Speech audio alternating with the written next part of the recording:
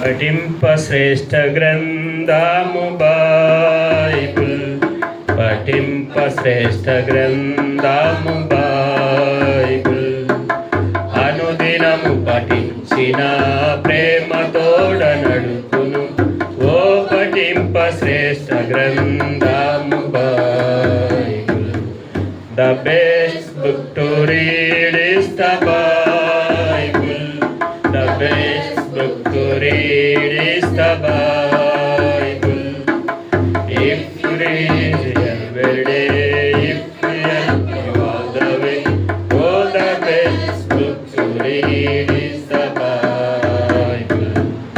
దయచేసి కూర్చోండి, ప్రార్థన చేసుకుందాం.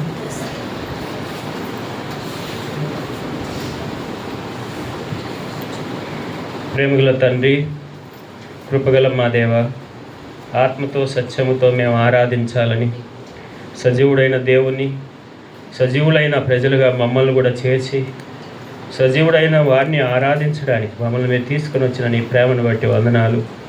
మరణాన్ని గెలిచి తిరిగి లేచిన ఈ దినమున తండ్రి, నీ మరణముతో మరణాన్ని ఓడించిన దినమున తండ్రి నాయన, నిన్ను జ్ఞాపకం చేసుకోవడానికి ఆరాధించడానికి మా ఆరాధనల ద్వారా మీరు సంతోషించినందుకు వందనాలు. నీ వాక్యాలను కూడా మేము ధ్యానం చేసుకుంటున్న ఈ సందర్భంగా తగిన మాటలు తండ్రి నా నోట ఉంచి వారందరూ దేవుని చేత బోధించబడుదురని రాయబడిన ప్రకారం నీవే మా మంచి బోధకుడిగా ఉండి ఈ గ్రంథం రచించింది మీరే కనుక మీరే మాకు బోధించి పరిశుద్ధాత్మదేవ మాకు సహాయం చేయం. నిలబడుతున్న నీ దాసునైనాను నీ రక్తంతో కడుగును, అవసరమైన మాటలు అనుగ్రహించును, లేఖనములను గ్రహించినట్లుగా ఆయన వారి మనసును తెరిచినని రాయబడినట్లుగా దయతో తండ్రి మా మనోనేత్రాలను కూడా తెరవమని అంతకంత సాయం చేయమని, చేసే ప్రార్థనలు ఆలకించమని మరోసారి మీ రక్త ప్రోక్షణ కింద తెచ్చుకో. యేసు ప్రభు నామమున ప్రార్థించి వేడుకుంటున్నాం తండ్రి, ఆమేన్.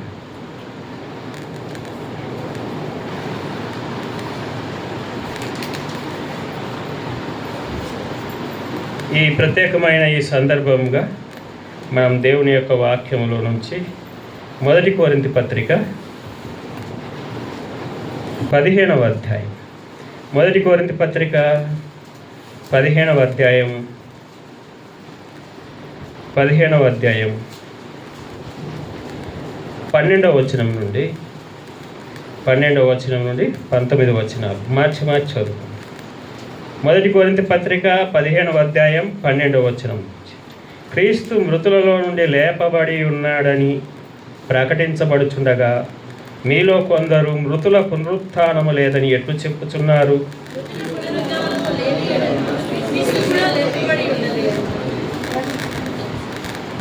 మరియు క్రీస్తు లేపబడి ఉండని ఎడల మేము చేయు ప్రకటన వ్యర్థమే, మీ విశ్వాసమును వ్యర్థమే.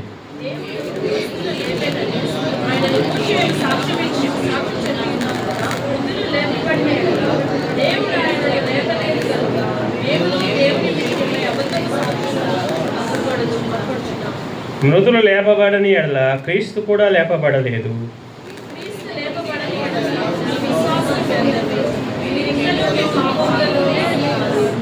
అంతేకాదు, క్రీస్తు నందు నిద్రించిన వారు నశించిరి.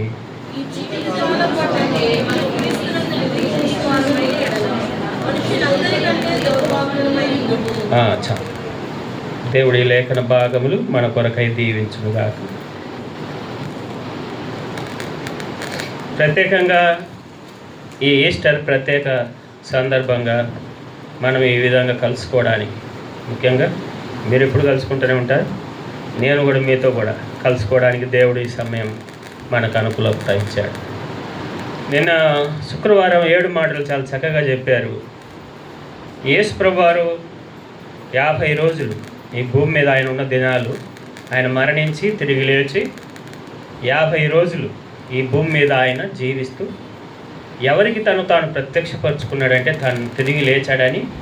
మనమైతే ఆ అవకాశం ఇస్తే ముందు మనం చంపినోడెవడు, అసలు పిల్లల దగ్గర తీసుకుపోయినోడెవడు, గొలవత్త కొండలో నుంచి తీసుకొచ్చినోడెవడు, వీళ్ళని మనం వెతుకుతాం. కానీ యేసు ప్రభువు తిరిగి లేచిన తర్వాత వీళ్ళెవ్వరితో ఆయన ప్రత్యక్షపరచుకోవాలి.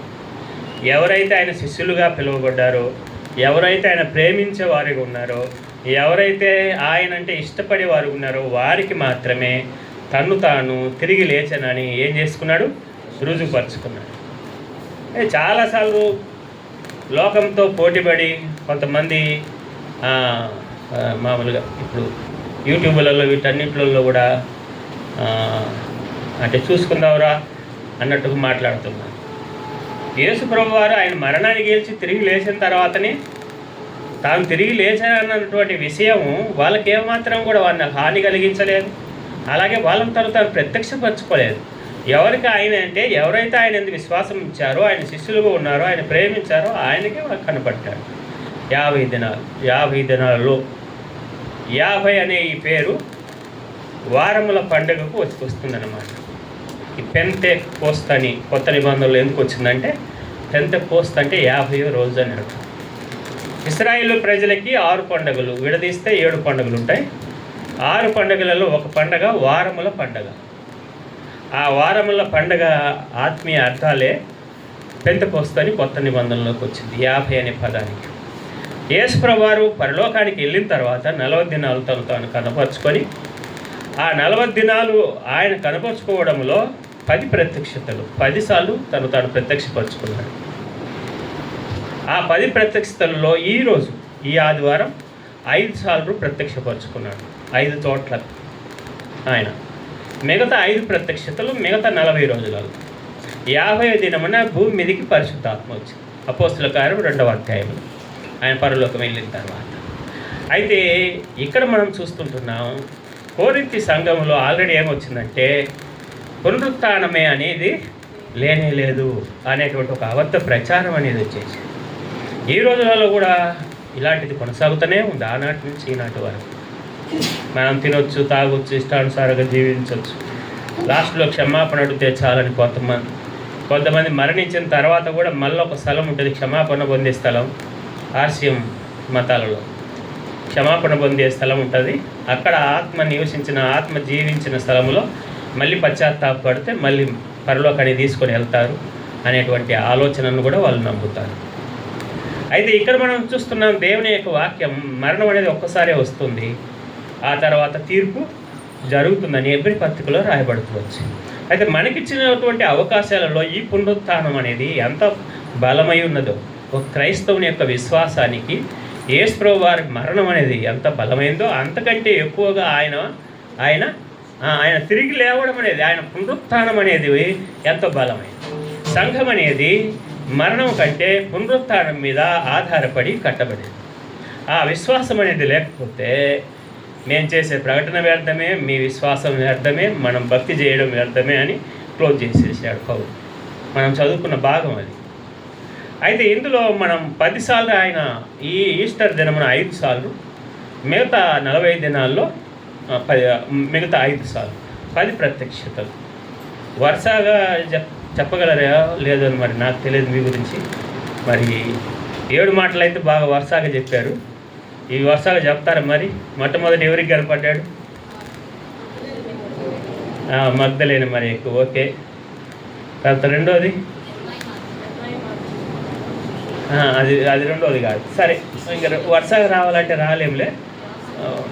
మీకు గుర్తున్నంత వరకు వెనక ముందు వెనకైనా వరుసగా ఒకసారి ఆలోచిద్దాం. ఎంఐ మార్గంలో 2 శిష్యులకి 2 శిష్యుల మధ్యలో వాళ్ళు తలుపు వేసుకొని ఇంట్లో ఉన్నప్పుడు ఒకసారి 3, తర్వాత తోమాతో ఒకసారి, మన భారతీయుని మర్చిపోకూడదు మనం 4, తర్వాత 5 సముద్ర తీరం చేపలు పట్టను పోయినప్పుడు యేసు ప్రభువు తాను ప్రత్యక్షపరుచుకున్నాడు 5.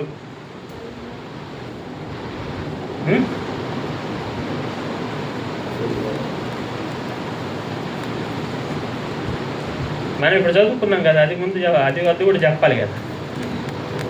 లూకాసు వార్త 24వ అధ్యాయంలో కొందరు స్త్రీలు అనేది మగ్దలేని మరే సపరేట్, వీళ్ళలో లేదు. కొందరు స్త్రీలు అనేది కూడా ఒక భాగం, అది ఒకటి. సరే, ఇప్పుడు వరుసగా మనం ఈ 10 ప్రత్యక్షతలు చూద్దాం. మొట్టమొదట యోహాను సువార్త ఈ 10 ప్రత్యక్షతలు చూసి ఒక ప్రాముఖ్యమైన విషయాన్ని, పునరుత్థానముల గురించి, భవిష్యత్తులో జరిగింది ఏంది, జరగబోయేది ఏంది, అనే కొన్ని విషయాలను మనం ఈ సందర్భంగా యేసుప్రభు వారు తిరిగి లేవడం, ఆయన పునరుత్థానానికి ఆధారమునై ఉన్నటువంటి వాటిని మనం చూద్దాం. 15వ వచనం మనం చూస్తే 20వ అధ్యాయం 15వ వచనం, యోహాను సువార్త.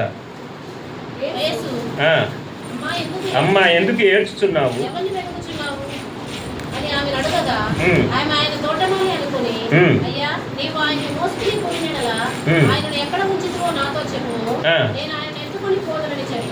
ఇక్కడ మనం చూస్తున్నాం, మొట్టమొదట మగ్దలేనే మరియకు యేసుప్రభు వారు ప్రత్యక్షపరచు. నేను చెప్పాను ఆరాధనలో, పరలోకానికి ఆ రక్తం తీసుకోకపోతే ఈమె ఏడుపు తట్టుకోలేక ఆయన మధ్యలో ప్రత్యక్షమయ్యాడు. అందుకని ఆమెను ఏమన్నాడంటే ముట్టుకోవద్దన్నాడు. కింద ఏముందో చూడండి, అక్కడ 17వ వచనం,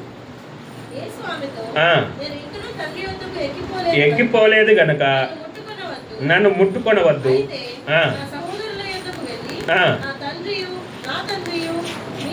మీ తండ్రియు మీ దేవుడును.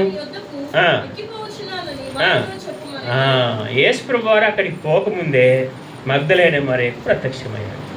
ఆమె అంతగా ఏడుస్తూ ఉంటే ఆయన తను వెళ్ళవలసినటువంటి ఆ పనిని సంపూర్ణం చేయాలి కనుక ఆ రక్తము నిర్దోషమైనదిగా, పవిత్రమైనదిగా, నిష్కలంకమైనదిగా పరలోకములో అక్కడ ఉండాలి కాబట్టి ఆమెను అక్కడ ముట్టుకోవద్దని చెప్పడం జరుగుతుంది. రెండవది మనం చదువుకున్న భాగం కదా, ఆ దూత సజీవుడైన వారిని మీరెందుకు మృతులలో. ఒకసారి మొదటి వచనం చదవండి, 24వ అధ్యాయం లూకాసు వార్త.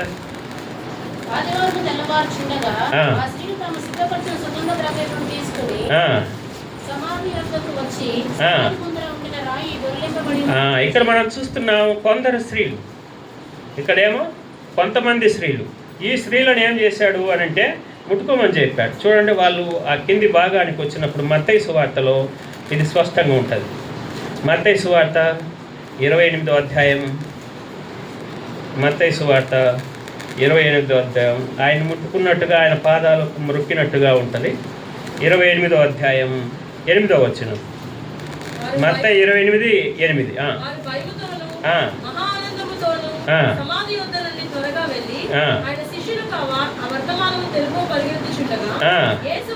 యేసు వారిని ఎదుర్కొని మీకు శుభమని చెప్పాను.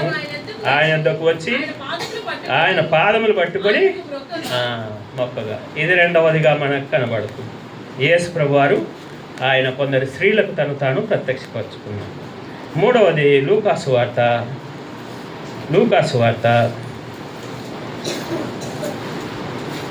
24వ అధ్యాయం. లూకాసు వార్త 24వ అధ్యాయం 34వ వచనం.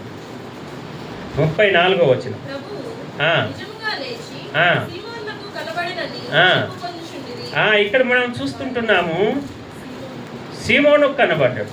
ఎవరు? పేతురు కనపడ్డాడు. ఎందుకంటే పేతురు ముందు బలసూరునిలాగా గొప్పలు చెప్పేశాడు. ఏమని? ప్రభా, వీళ్ళు నీ కోసం ప్రాణం పెట్టకపోయినా నేను ప్రాణం పెడతాను, నేను జైలుకైనా అంటే చెరసాలకైనా నేను సిద్ధంగా ఉన్నాను అన్నాడు కదా. ఆ చిన్న అమ్మాయి బొంకాడు. యేసుప్రభు వారు ఆ సమయంలో కూడా ఆయన వైపు చూసినప్పుడు అది మనసులో ఉంది. మనం ఎవరికైనా ఏదైనా తప్పు చేసినప్పుడు వాళ్ళ ముఖం చూడలేం కదా. అట్లాగనే ఈ పేతురు కూడా రావడానికి అయిష్టంగా ఉన్నాడు. అందుకనే ప్రత్యేకంగా పేతురును దర్శించాల్సి వచ్చింది ప్రభువారు. అయితే ఈ విషయము ఈ అమ్మాయి మార్గంలో శిష్యుల కంటే ముందే ప్రభు ప్రత్యక్షపరుచుకున్నాడు. కానీ వాళ్ళకి ఇక్కడికి వచ్చిన తర్వాత అది తెలిసింది. యెరూషలేముకి వచ్చిన తర్వాత ఆ విషయం అర్థమైంది. అది మూడవది పేతురు ప్రత్యక్షమవుతుంది. ఇంకా ఒక రకంగా మనం చెప్పాలంటే ఈ మార్క్స్ వార్త చివరి అధ్యాయంలో యేసుప్రభు వారు చెప్పిన ఒక మాట స్పష్టంగా ఈ మార్కు భక్తుడు ఆ మాటను రాశాడు. ఎవరు రాయాలి అది మళ్ళీ ఆ మాటను? మార్క్స్ వార్త 16వ అధ్యాయం 7వ వచనం.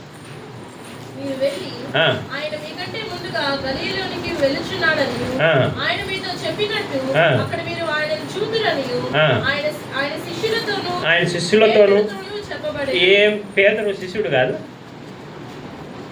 పేతురు కూడా శిష్యుడే కదా, కానీ ప్రత్యేకంగా ఆహ్వానం పలుకుతున్నారు. ఏమని? శిష్యులతోనూ పేతురుతోనూ చెప్పమని.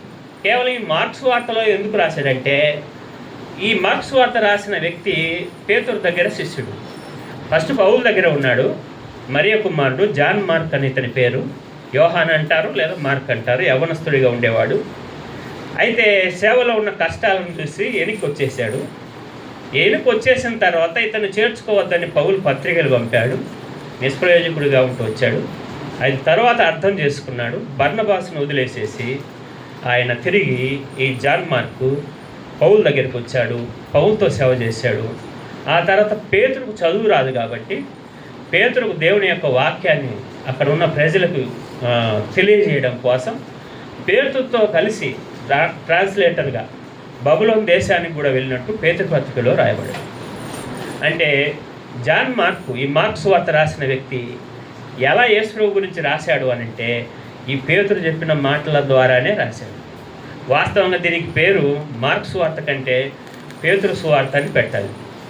ఎందుకంటే పేతురు యొక్క చెప్పినటువంటి విషయాలను బట్టి అక్కడ రాశాడు. అందుకని పేతురు భక్తుడు తన పేరును అక్కడ రాసుకున్నాడు. ఏమని? శిష్యులతోనూ పేతురుతోనని. అంటే పేతురు బాగా గుర్తుంది.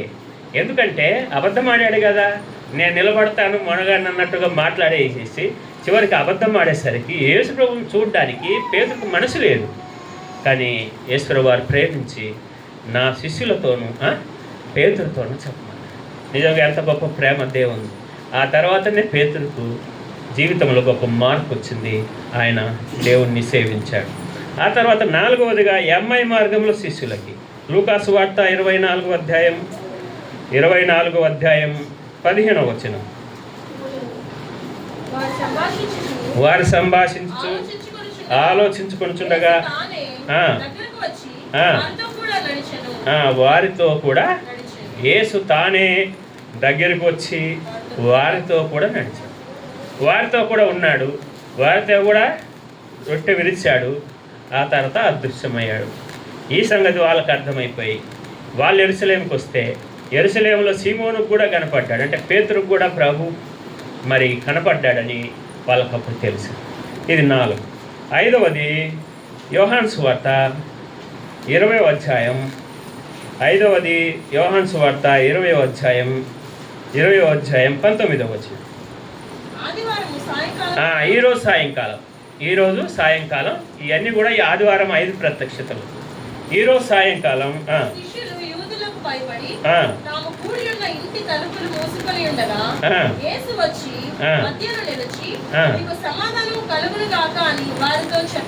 ఇక్కడ మనం చూస్తుంటున్నాము, తలుపులు వేసి ఉన్నాయి కానీ లోపలికి మనిషి వచ్చాడు. ఏంద్రయ్య అదృశ్యం అనే వాళ్ళ ముందు మనుషులు భయపడేది ముందు పాజిటివ్గా ఆలోచించుకోగా నెగిటివ్గానేగా ఏది కనుక్కున్నా దయ్యం అనుకుంటాం. వాళ్ళు కూడా అట్లాగే భయపడ్డారు.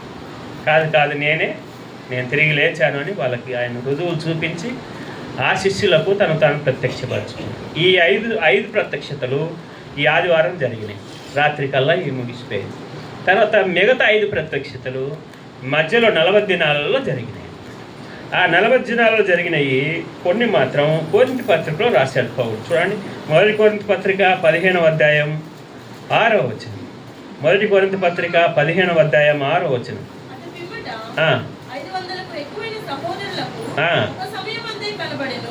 500 మందికి ఒక సమయమందే కనపడ్డాడు. అంటే యేసు ప్రభువునందు విశ్వాసం ఇచ్చిన వాళ్ళు ఆ రోజులలో ఉన్నారు కానీ బయటికి రాలా. సిలువ వేసిన సమయంలో లేఖనాలు నెరవేరాలి కాబట్టి వాళ్ళు బయటకు రాలి.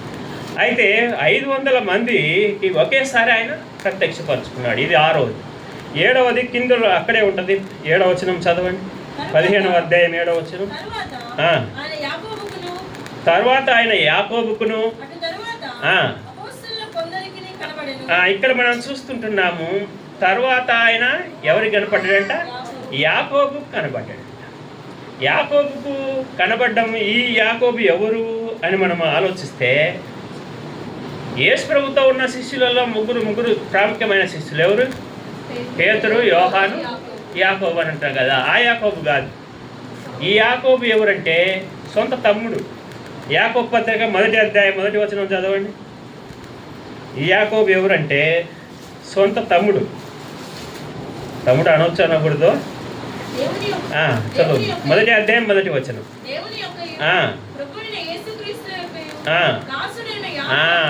మా అన్నయ్య అయిన యేసు ప్రభు తమ్ముడు నేను చెప్తున్నానని రాయలే. యాకోబు పత్రిక ఏమని రాశాడు? యేసుక్రీస్తు దాసుడను, సొంత తమ్ముడైన యేసుక్రీస్తు దాసుడని రాసుకున్నాడు. ఎంత తగ్గింపు గలవా!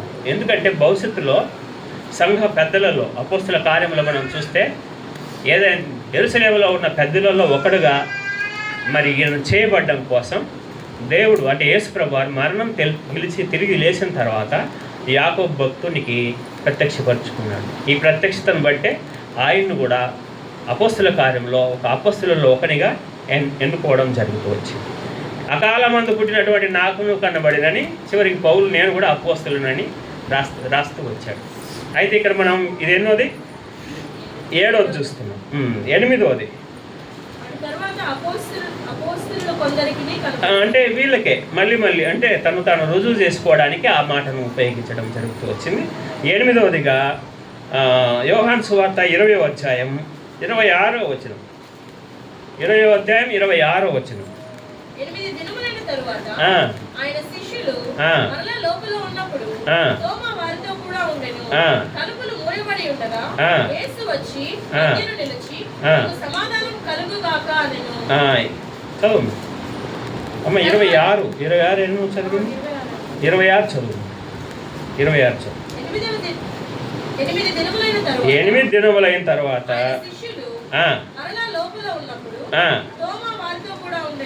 తోమ వారితో కూడా ఉండెను.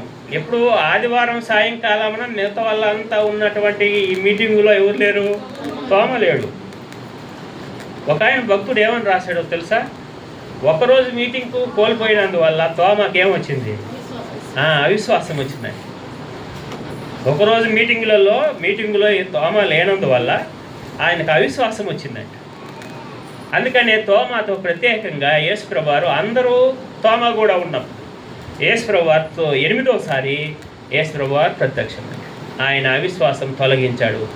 నా పాదములను చూడు, నా చేతులను చూడు, నా ప్రక్కను చూడు. ఎంత మంచి మాటను ఉపయోగిస్తాడో చూడండి. తోమాతో ఎంతో ప్రేమతో యేసుప్రభు వారు 27వ వచనం 27 చూచి నీ వ్రేలు ఇటు చాచి నా చేతులు చూడము, విశ్వాసి. అలాంటి పేతురే మన దేశానికి వచ్చాడు. మన దేశంలో ఉన్న మొట్టమొదట బ్రాహ్మణులను క్రైస్తవులుగా మార్చాడు. అసలు మొట్టమొదట భారతదేశంలో క్రైస్తవులైంది ఎవరు అంటే బ్రాహ్మణులు. చాలామందికి తెలియదు. అయితే ఆ తర్వాత విలంకేరి కాలంలో బైబిల్ గ్రంథం అన్ని భాషల్లో ప్రచురమైంది. ఆ తర్వాత మిషనరీ కాలంలో మన దేశమంతా సువార్త ప్రకటించడం జరుగుతూ వచ్చింది. దేవుడు మన దేశానికి యేసుప్రభు వారి శిష్యులలో ఒక వ్యక్తిని మన దేశానికి పంపించాడు. అంటే భారతీయులను దేవుడు, భారతీయులు అనొచ్చు, ఇండియన్స్ అనొచ్చు, ఇది పెద్ద గోల అయిపోయింది. కాబట్టి మన దేశస్తులను దేవుడు ఎంతగా ప్రేమించాడో, ఆయన రక్షణలో, ఆయన సిలువలో మన దేశానికి కూడా ఎంత భాగం ఇచ్చాడో ఈ వాక్యం మనకు ఎంతో తోమను బట్టి మనకు అర్థమవుతుంది. 9వ ప్రత్యక్షత కింది భాగం 21వ అధ్యాయం 21 మొదటి వచనం 2వ వచనం.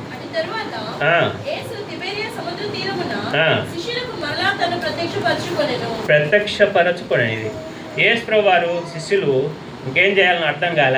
ఆయన ఉంటే మాత్రం ఆయనతో పాటు తిరుగుతున్నారు కాబట్టి ఏం అర్థం కాలే. ఇప్పుడు యేసుప్రభు వారు లేకపోయేసరికి మరి పోషించుకోవడం ఎట్లా ఏం అర్థం కాలే వాళ్ళకి. అందుకని పేతురు ఏమన్నాడంటే నేను చేపలు పట్టబోతున్నాను, సీనియర్ మోస్ట్ నువ్వే పోతే మేము ఎందుకు లేని వాళ్ళు కూడా ఆయన వెళ్ళిపోయారు. అయితే అందరూ పోయిన తర్వాత యేసుప్రభు వారు వాళ్ళను ప్రత్యక్షపరుచుకొని ఆయన మాట వినడం వల్ల ఎంత ఆశీర్వాదం ఉంటుందో ఈ లేఖనాల్లో ఆయన తెలియజేస్తూ వచ్చాడు. దానివల్ల వాళ్ళు ఎంతో మేలు పొంది యేసుప్రభు వారి నుండి విశ్వాసం ఉంచడానికి కారణం. ఇది 9వ ప్రత్యక్షత. 10వది లూకాసు వార్త 24వ అధ్యాయం చివరి 2 వచనాలు చదవండి. వారు ఆయనకు నమస్కారము చేసి మహా ఆనందముతో యెరూషలేమునకు తిరిగి వెళ్ళి ఎడతెగక దేవాలయంలో ఉండి పై భాగం చదవాలి. 24:50 వచ్చింది. ఆయన బేతనియా వరకు వారిని తీసుకొని వెళ్ళి చేతులెత్తి వారిని ఆశీర్వదించారు. వాళ్ళందరినీ కూడా ఒలివ కొండ మీద తీసుకొని వెళ్ళి బెతనియా దగ్గర ఉన్న ఒలివ కొండ మీద తీసుకొని వెళ్ళి అక్కడ చేతులు ఉంచి ఆశీర్వదించారు. అందుకని దేవదూత అపోస్తుల కార్యం 1వ అధ్యాయం యేసు వారు మరలా తిరిగి ఒలివ కొండ మీదనే ప్రత్యక్షమవుతాడని లేఖనాలు మనకు తెలియజేస్తుంది. చదువు 1వ అధ్యాయం 11వ వచనం. గలిలయ మనుషులారా చూస్తున్నారు, ఈ యేసే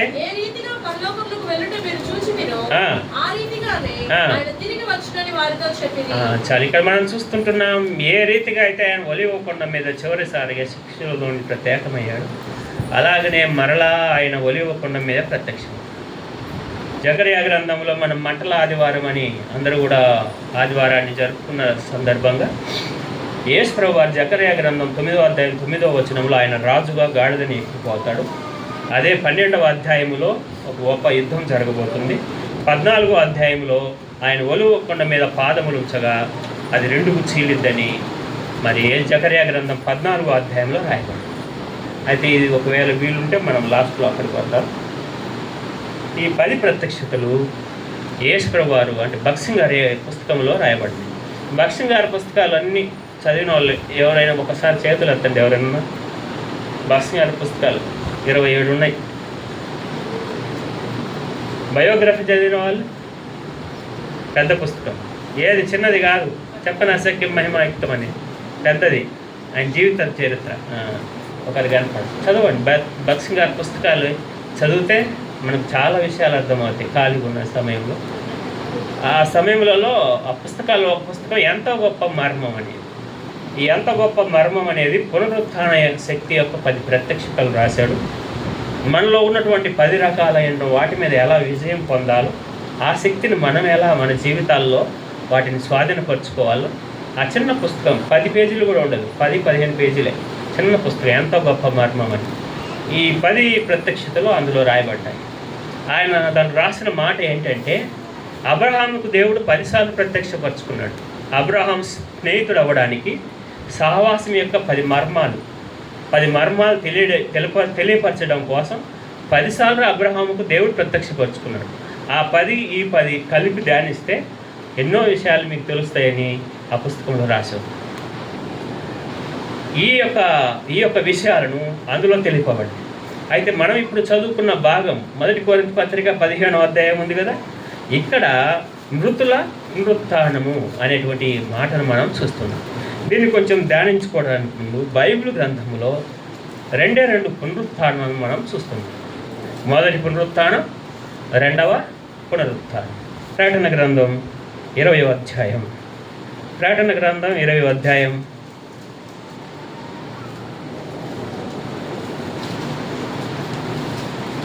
20వ అధ్యాయం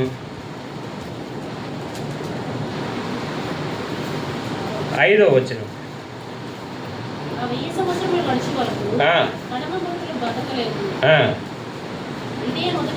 ఇదే మొదటి పునరుత్థానం. చదువు. ఈ మొదటి పునరుత్థానములో పాలుగల వారు ధన్యులు, పరిశుద్ధులనై ఉందురు. ఇట్టి వారి మీద 2వ మరణమునకు అధికారం లేదు.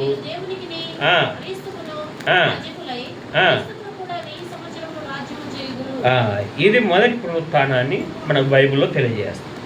2వ పునరుత్థానం కిందనే ఉంది చూడండి, 11వ వచనం చదవండి. ధవలవర్ణ సింహాసనం యొక్క తీర్పు అనేది 2వ తీర్పు. ఈ 2వ తీర్పే చివరి తీర్పు. ఈ 2వ తీర్పే చివరి తీర్పు. అయితే మొదటి పునరుత్థానములోనేమో ఎవరుంటారు అంటే అక్కడ రాయబడుతూ వచ్చింది పరిశుద్ధులు. అక్కడ చూడండి, మొదటి పునరుత్థానంలో పాలు పొందేవారు ధన్యులను పరిశుద్ధులు అయి ఉంటారు. అయితే 2వ పునరుత్థానంలో పాలు పొందే వాళ్ళు ఎవరు అని అంటే ఇక్కడ మనం చూస్తున్న 13వ వచనం కొన్ని వచనాలు చదవండి.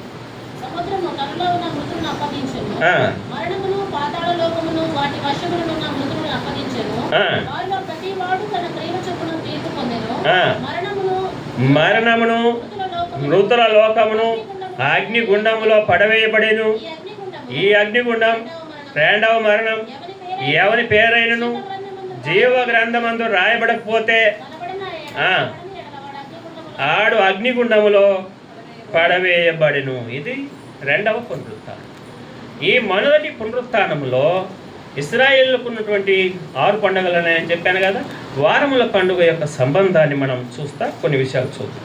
లేవియకాండం 23వ అధ్యాయం. లేవియకాండము 23వ అధ్యాయం. ఈ మొదటి పునరుత్థానంలో ధన్యులు పరిశుద్ధులు అనేటువంటి ఈ పునరుత్థానంలో 3 అంతస్తులు ఉన్నాయి. ఈ మొదటి దాంట్లో 3 అంతస్తులు ఉన్నాయి. రెండవ దాంట్లో అదే చివరిది. రెండవది అంటే మళ్ళీ మూడవది ఉంటుంది అనుకోమాక. రెండవదే చివరిది. మొదటి పునరుత్థానం, చివరి పునరుత్థానం. చివరి పునరుత్థానంలో ఆదాము మొదలుకొని భూమి మీద నివసించిన యేసును నమ్ముకున్నటువంటి పాపులందరికీ విధించబడేటువంటి ధవళవర్ణ సింహాసనం యొక్క తీర్పు. ఈ మొదటి పునరుత్థానంలో 3 అంతస్తులు ఉన్నటువంటి దేవుని యొక్క పునరుత్థానం, 3 అంతస్తుల పునరుత్థానం. లేవియకాండం 23వ అధ్యాయం. లేవియకాండము 23వ అధ్యాయం. 23వ అధ్యాయం 9వ వచనం ఉంచుకొని వచనాలు చూడండి. సెలవిచ్చెను,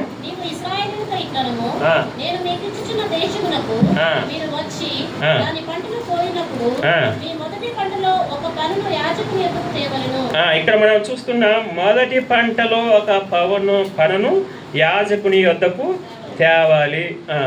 తర్వాత నేను చెప్తాను, అంతా చదవలేము. 22వ వచనం.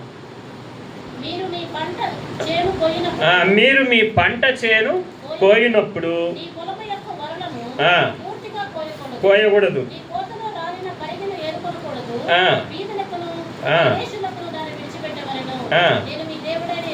చాలు. ఇక్కడ మనం చూస్తున్నాం 3 విషయాలు చూస్తున్నాం. మొట్టమొదట ప్రథమ ఫలము. ఏది మనం 9-10 వచనాల్లో రాయబడినట్టు మొదటి పంటలో ప్రథమ ఫలం. రెండవది పూర్తిగా పంటను కోయడం. మూడవది పరిగె ఏరుకోవడం. మీరందరూ వ్యవసాయం కొంచెం అనుభవం ఉన్న వాళ్ళు అయితే ప్రథమ పంట ఉంటుంది, ఆ తర్వాత పూర్తి పంట ఉంటుంది, ఆ తర్వాత ఏం వేస్తారు? పరిగె ఉంటుంది. పరిగె అంటే మామూలుగా అక్కడక్కడ విడిచిపెట్టినవి మర్చిపోయినాయి అన్నమాట పరిగె. ఇప్పుడు ఈ మొదటి పునరుత్థానంలో కూడా ఈ 3 భాగాలు ఉన్నాయి. ఈ మొదటి పునరుత్థానంలో 3 భాగాలు. ఈ ప్రథమ ఫలము అని మనం ఇక్కడ మనం చూస్తున్నాం కదా. ఈ మొదటి పంట 11వ వచనం కూడా చదవండి. 11వ వచనం కూడా అంగీకరించినట్లు అల్లాడింపవలను. ఇక్కడ మనం చూస్తున్నాం ఏ రోజు ఈ పవనంతా, ఈ పవన్ అంటే పంటను అంటే పనును అంటే ఒక మూట లాంటిది, ఒక దాని అట్లా. అది కూడా ఎలా చెప్తామంటే కొన్ని పైర్లు వేస్తే కొంచెం మంచిగా ఉండేటువంటి పైర్లలో కొన్ని ముందుగానే కంకులు వస్తాయి. వరి వేసినా కానీ ఇంకా ఏమైనా వేసినా కానీ అక్కడక్కడ కొన్ని ఏమో బాగా అంటే సారాన్ని బట్టి మరి మొక్క యొక్క విత్తనాన్ని బట్టి ముందే ఈ పంట వస్తాయి. ఆ పంట వచ్చిన వాటన్నిటిని తీసుకొని ఈరోజు కూడా మన దేశంలో కూడా హిందువులు వాటన్నిటిని కూడా దేవునికి అర్పిస్తారు. అలాగనే ఈ యొక్క ఇజ్రాయెల్ దేశంలో కూడా ఆ మొట్టమొదటి పంట పూర్తిగా పండదు. ఇవి ముందుగానే వెన్నులు వస్తాయి, ముందుగానే కాస్తాయి. వాటిని తీసి దేవునికి అల్లాడించబడేటువంటి ఒక అర్పణగా చేయబడాలి. అది ఎప్పుడు చేయాలంటే విశ్రాంతి దినమునకు తర్వాత దినం. విశ్రాంతి దినమునకు తర్వాత దినం ఏ దినం? ఇప్పుడు కొత్త నిబంధనలో ఆదివారం. విశ్రాంతి దినం శనివారం. విశ్రాంతి దినం తర్వాత దినం ఏ దినము అని అంటే ఆదివారం. అందుకని మన ప్రభు అయిన యేసుక్రీస్తు వారు మొట్టమొదటి ప్రథమ ఫలముగా మన ప్రభు అయిన యేసుక్రీస్తు వారు మరణానికి గెలిచి ఆయన తిరిగి లేచాడు. ఇది కూడా చదువుదాం. 1 కొరింథీ పత్రిక 15వ అధ్యాయం. 1 కొరింథీ పత్రిక 15వ అధ్యాయం. 15వ అధ్యాయం. దాన్నంతా వివరిస్తున్నాడు పౌలు. వాళ్ళకు వచ్చినటువంటి ఆ సమస్య కొరింథీ సంఘానికి వస్తే దాన్ని వివరిస్తూ 20వ వచనం ఉంచుకునే వచనాలు చదవండి.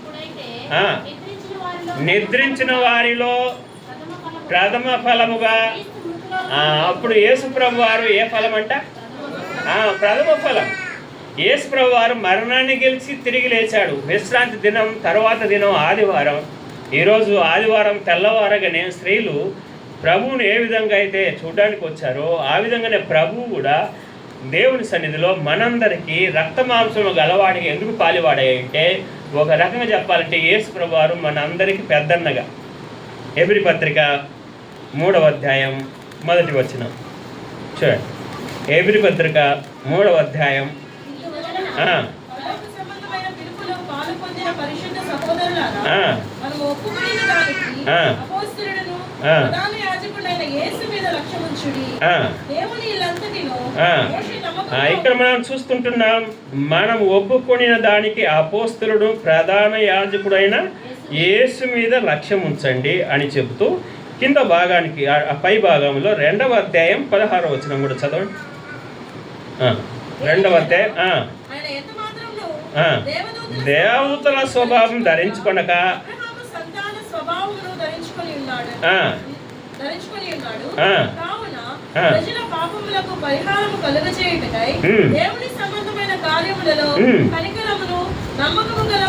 ప్రధాన యాజకుడకు నిమిత్తం అన్ని విషయములలో ఆయన మన వంటి వాడు కావలసి వచ్చెను.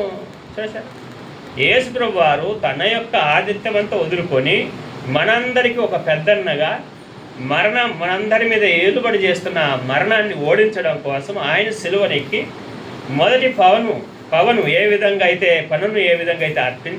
అర్పించబడవలసినదో అలాగే మన ప్రభు అయిన యేసుక్రీస్తు వారు మరణాన్ని గెలిచి ఒక మానవుడు మొట్టమొదట పరలోకంలో ప్రవేశించాడు. ఆయనే మన ప్రభు అయిన యేసుక్రీస్తు వారని ఇక్కడ ఈ కొరింథీ సంఘానికి చెప్తూ కిందికి వస్తున్నాడు. చూడండి 22వ వచనం, 21వ వచనం, మొదటి కొరింథీ పత్రిక 15వ అధ్యాయం 21వ వచనం.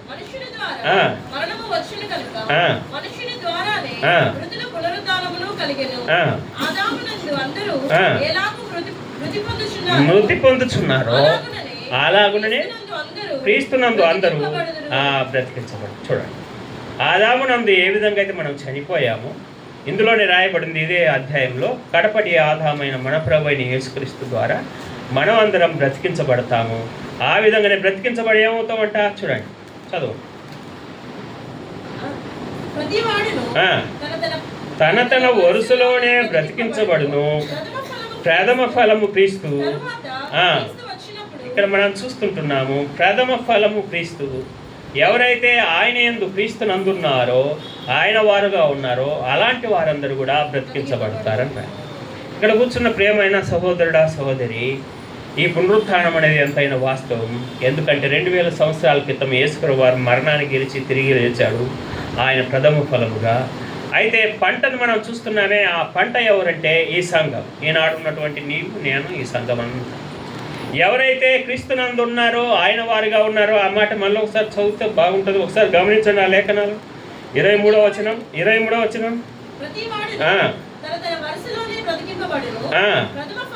క్రీస్తు వచ్చినప్పుడు ఆయన వారు బ్రతికించబడదు. 22వ వచనంలో క్రీస్తునందు అందరూ బ్రతికించబడదు.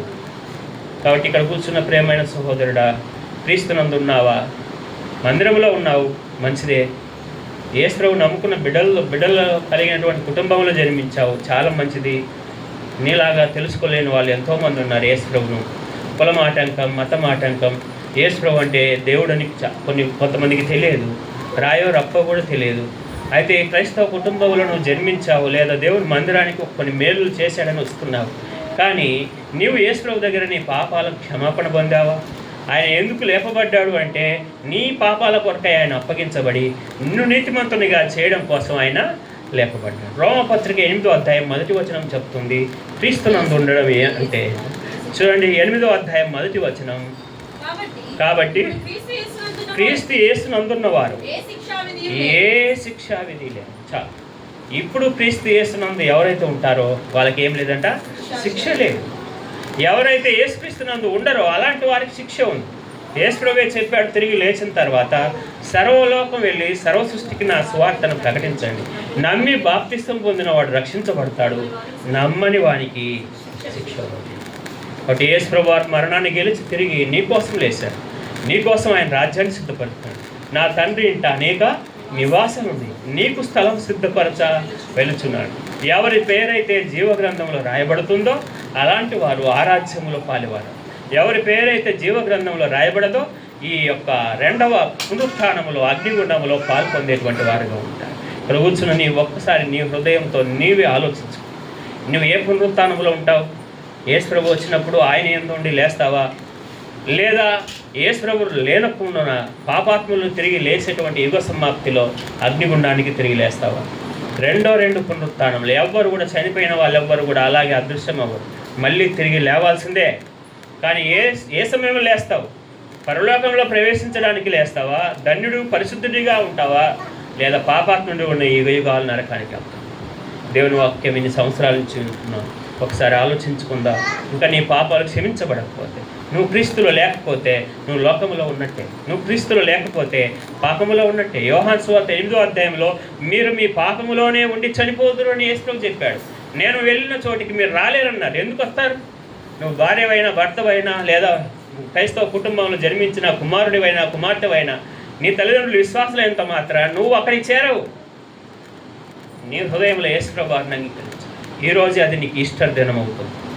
దేవుని వాక్యం చెప్తుంది 2 కొరింథీ పత్రిక 6వ అధ్యాయం, నీవు పొందిన దేవుని కృపను ఏం చేసుకోకూడదు? వ్యర్థం చేసుకో. ఎందుకంటే ఇదే మిక్కిలి అనుకూల సమయం, ఇదే రక్షణ, నేడే రక్షణ. దేవుడు నీకు కూడా అవకాశం ఇవ్వాలి, నీకు కూడా రాజ్యాన్ని ఇవ్వాలి, నీకు కూడా అక్కడ స్థలం ఇవ్వాలని ఇష్టపడుతున్నాడు. నీ పేరు కూడా జీవ గ్రంథంలో రాయాలని.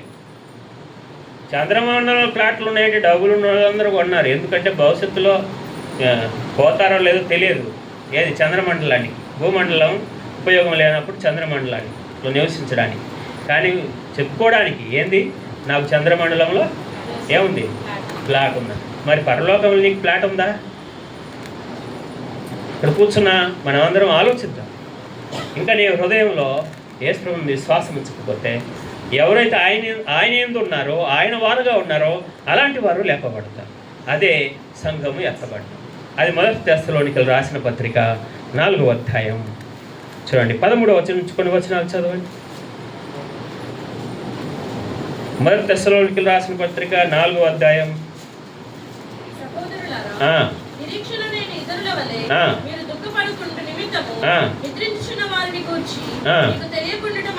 ఇష్టం లేదు.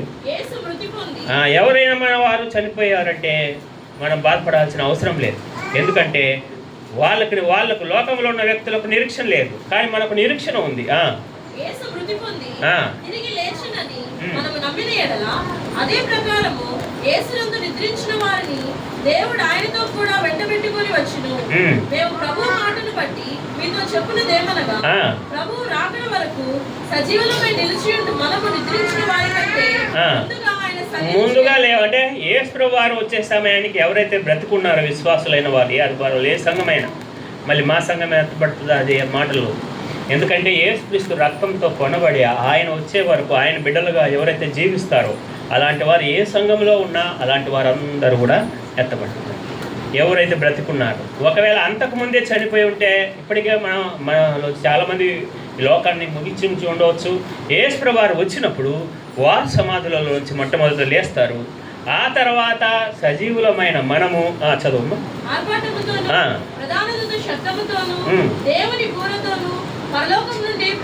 దిగివచ్చును.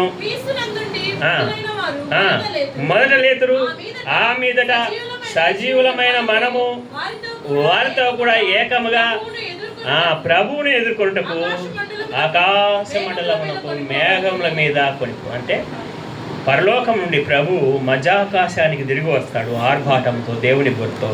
సంఘం ఆయన రక్తం ఇచ్చి కొన్నారు. ఎవరైతే బిడ్డలు ఉన్నారో, ఎవరైతే క్రీస్తునందు ఉన్న బిడ్డలు ఉన్నారో, యేసు ప్రభువు నమ్ముకొని పాపాల క్షమాపణ పొందారో అలాంటి వారు ఎవరైతే చనిపోయి ఉన్నారో అలాంటి వారు ముందుగా ఎత్తబడతారు.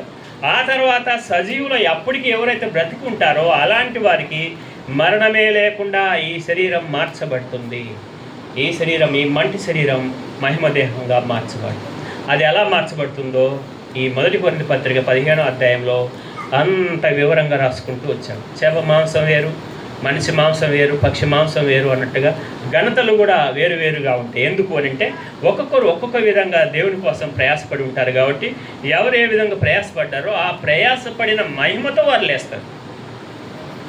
వాళ్ళు ఎలా లేస్తారు అని అంటే ఈ శరీరం అదృశ్యం అవుతుంది. ఎందుకంటే ఈ శరీరం ఇక్కడే ఉండిపోయింది అనుకో, మన శాస్త్రవేత్తలు మామూలు కాదుగా, కరోనా లాంటి వ్యాధి వచ్చింది అందుకనే వెళ్ళిపోయారు కాబట్టి అని అంటారు. కాబట్టి ఈ దేహం ఇక్కడ ఉండదు. ఈ దేహం మహిమ దేహముగా మార్చబడి మనం కూడా ఎత్తబడతాం. వాళ్ళు ఈ పాట పాడతారు. ఏ పాట మనం పాడుకున్నామే? ఓ మరణ మా నీ ముళ్ళు ఎక్కడ, ఓ సమాధి ఎందుకంటే వాడు సమాధిలోకి పోడు, మరణించడు. యేసుప్రభువు వారు మధ్యాకాశానికి వచ్చినప్పుడు అందరూ కూడా అలాగే మహిమ దేహంతో వెళ్తారు. ఇది పంట. ఎవరైతే అన్యజనులైన ప్రపంచంలో ఉన్నటువంటి దేవుని నమ్ముకున్న బిడ్డలు ఎవరైతే ఉన్నారో ఆ సంఘం ఎత్తబడ్డమే ఇది. రెండవది, మూడవది ఏం చూసాము అంటే ప్రథమ ఫలము, పంట, తర్వాత పరిగె. ఈ పరిగె 7 ఏళ్ల శ్రమల కాలంలో ఉన్నవారు. ఈ 7 ఏళ్ల శ్రమల కాలంలో ఉన్న ఎవరైతే విశ్వాసం ఉంచారో, నా భార్య మందిరానికి పోయిందిరా, ఏంది ఇంకా రాలేదంటే, నీ భార్య కదా, నా భార్య కూడా పోయింది, వీళ్ళిద్దరు ఏంది రాత్రి అయినా కానీ రాలేదంటే కొంత సమయానికి తెలిసిపోద్ది కొన్ని కోట్ల మంది ఈ ప్రపంచంలో అదృశ్యమయ్యారు. అప్పుడు తెలిసిద్ది నా భార్య ఇక్కడ లేదు. యేసుప్రభువు వచ్చాడు, దేవుని నమ్ముకున్న బిడ్డలు ఎత్తబడ్డారు. ఆ తర్వాత కొంతమందికి నిజంగా పరీక్ష వచ్చేసి, బలం వచ్చేసి, ఇప్పటికే నా జీవితం మార్చుకోవాలని దేవుని కోసం నిలబడే అన్యజనులు ఉంటారు. ఆ 7 సంవత్సరాలు దేవుడు ఇప్పుడు కఠినంగా ఉన్న యూదులైన వారికి మారుమనసు పొందడానికి 1,44,000 ప్రకటన గ్రంథం 7వ అధ్యాయంలో గోత్రానికి 12,000 చొప్పున 12 1,24,000 మందికి మారుమనసు పొందడానికి దేవుడు అవకాశం ఇస్తాడు.